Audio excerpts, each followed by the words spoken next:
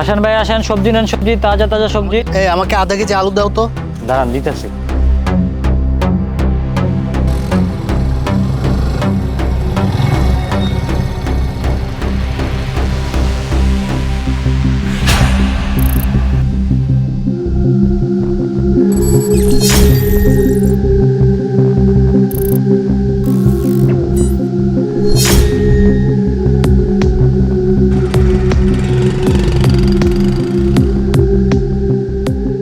টমেটোগুলো তো ভালোই লাগছে। টমেটো কত করে?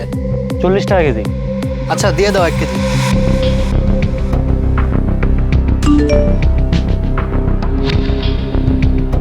আরে আমি সকাল থেকে তো কোনো টাকা উঠাইনি, তাহলে আমার কার্ড থেকে টাকা কাটলো কিভাবে? তাও আবার 20,000 টাকা। 20,000 টাকা? আরে হ্যাঁ, আমি বুঝতে পারছি, আমার সাথে মনে হয় স্ক্যাম হয়েছে। আচ্ছা তুমি এগুলো রাখো, আমি ব্যাংক থেকে আসি। মামা সবজিটা নিয়ে যান, মামা সবজি নেন মামা।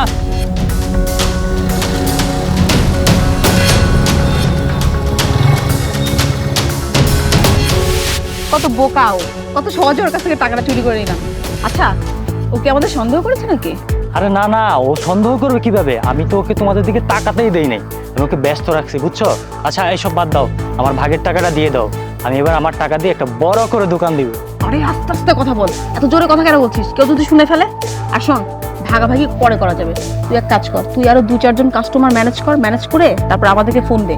ফোন দিলে আমরা এসে আবার টাকা বেশি করে নিয়ে নিব, তারপর আমরা সন্ধ্যা পরে বসে একসাথে টাকা ভাগাভাগি করে দেবো, ঠিক আছে? তুই এখন কাস্টমার ম্যানেজ কর। হ্যাঁ হ্যাঁ বুঝতে পেরেছি। আচ্ছা তোমরা এখন যাও।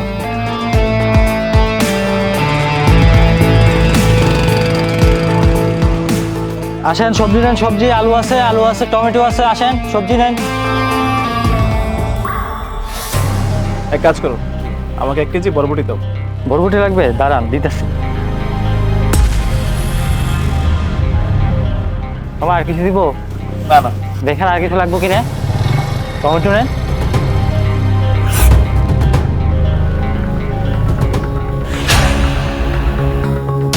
কীভাবে ম্যাডাম স্ক্যান করছিলেন? কিন্তু স্ক্যান তো হবে না, আমার কাছে আসলে ওয়াইফাইও কোনো কার্ড নেই। আর কার্ড কেন, আমি তো আমার এটিএম কার্ড নিয়ে আসি। যেটা আপনারা চাচ্ছেন সেটা এখন হচ্ছে না। আরে তুই এই সামনে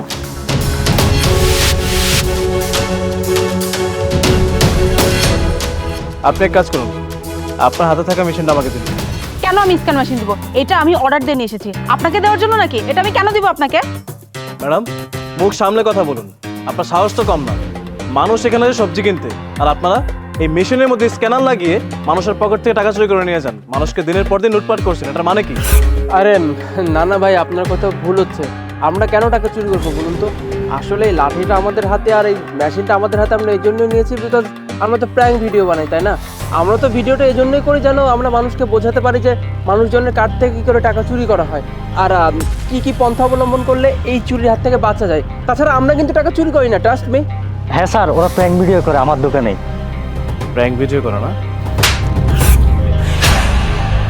একদম চুপ থাক, এদের পক্ষ নিয়ে না একটা কথা বলবি না, একদম চুপচাপ দাঁড়িয়ে থাক। সব কি সত্যি কথা বলবেন নাকি এখন আমি কনস্টেবল ডাকবো? আর যদি আমি কনস্টেবল ডাকি তাহলে আপনারা বুঝতেই পারছেন যে এখানে সিচুয়েশনটা কি হবে। আচ্ছা তানিয়া, ও কে যে কনস্টেবল ডাকার কথা বলছে?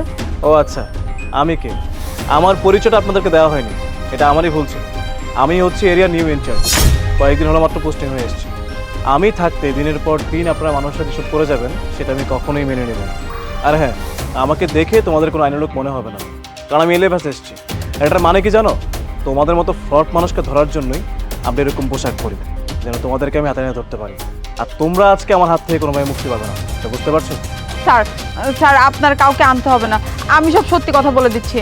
স্যার আসলে আমরা দুজন হাজব্যান্ড ওয়াইফ, আমরা আসলে টাকার লোভে পড়ে এরকম স্ক্যান মেশিন দিয়ে মানুষের কার্ড থেকে টাকা চুরি করে থাকি। স্যার এই সব কিছুর পেছনে সবজিওয়ালা, এই সবজিওয়ালার দোকানে যখনই কোনো বড়লোক কাস্টমার আসে তখনই ও আমাদেরকে ইনফর্ম করে, আর তখনই আমরা দুজন এসে স্ক্যানার দিয়ে কার্ড থেকে টাকা চুরি করি। স্যার আপনি বিশ্বাস করেন এর মধ্যে আমার কোনো হাত নেই, আর এই স্ক্যানার মেশিনটা আসলে আমার হাজব্যান্ডের অফিস থেকে চুরি করে এনেছে, আর যতগুলো টাকা চুরি করি সব আমার হাজব্যান্ডের অ্যাকাউন্টেই যায়। জি ম্যাডাম, আমি আপনাদের সম্বন্ধে আগে থেকে জানি।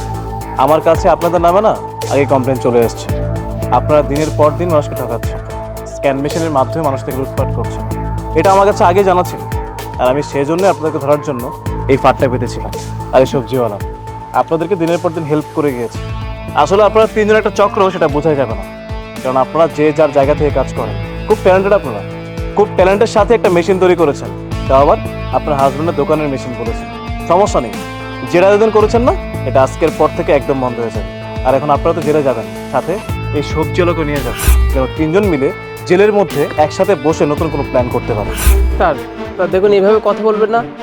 আচ্ছা বুঝতে পেরেছি স্যার, আপনার মধ্যে টাকা লাগবে না, ভয় পাওয়ার কিছু নেই স্যার। বলুন না কত লাগবে, 1 লাখ 2 লাখ 3 লাখ, আপনার যত টাকা লাগবে স্যার আমি আপনাকে দিব। কিন্তু আমার মনে হয় কি স্যার, এই জিনিসটা দুই পক্ষের সমঝোতায় শেষ করা উচিত। তাছাড়া স্যার আমাকে জেলে ভরে তো আপনার কোনো লাভ নেই। ইটস বেটার স্যার, আপনারও পকেটে কিছু টাকা গেল আর আমরা আমাদের ব্যবসাটা চালিয়ে যেতে পারলাম, এটা কি ভালো না? টাকা দিবি না? কত টাকা দিবি তুই আমাকে? 1 লাখ, 2 লাখ, 1 কোটি, 2 কোটি, 10 কোটি? কিন্তু আমার সহতার কাছে না এই টাকা আমার কাছে কোনো কিছুই নেই। আমি দেশ রক্ষার শপথ নিয়েছি, ভালোভাবে মানুষের সেবা করবো। আর তোদের মতো কিছু মানুষের জন্য না এখন দেশের এই অবস্থা। মানুষ শান্তিতে বসবাস করতে পারে না, মানুষের ভয় রাখতে হয় যে কোথাও চোর আছে, কোথাও ছিনতাইকারী আছে, মানুষের কখন কি ক্ষতি হয়ে যাবে। আর তোদেরকে আমি ছেড়ে দিব, এটা কখনোই সম্ভব না। তোদের মতো মানুষকে আমি খুঁজছিলাম, আমার এতদিনের প্ল্যান আজকে সাকসেস হয়েছে। আর আমার সামনে এখন সব দাঁড়িয়ে আছে, সেখান থেকে আমি তোদের সাথে মিটমাট করে যাবো, তা আবার টাকার বিনিময়, এটা কখনোই সম্ভব না। যেখানে তোদের যাওয়ার কথা তোরা ঠিক সেখানেই যাবি। আর যখন শাস্তি পাবি তখন বুঝতে পারবি যে মানুষের সাথে যে খারাপ করেছিস এটার ফল কি। স্যার স্যার প্লিজ আমাদেরকে ক্ষমা করে দিন, আমরা কখনো আর এরকম ভুল করব না। স্যার আপনি যদি চান তাহলে আপনি স্ক্যান মেশিনটাও আপনি সাথে করে নিয়ে যান। আর স্যার আমার হাজবেন্ডকেও ছেড়ে দিন। আর স্যার আমরা এতদিন পর্যন্ত যাদের যাদের টাকা চুরি করেছি, আমি আপনাকে কথা দিচ্ছি সবার টাকা আমি ফেরত দিয়ে দিব। তবু স্যার আমাদের দুজনকে মাফ করে দেন, আমাদেরকে জেলে দিবেন না স্যার প্লিজ। মেশিনটা চুপচাপ আমার কাছে দে, আর চুপচাপ ভদ্রভাবে এখান থেকে থানায় চল, নয়তো বা তোদেরকে এমনভাবে নিয়ে যাবো না তোরা চিন্তাও করতে পারবি না। মেশিন দে, চল থানায় চল, ভাই চল।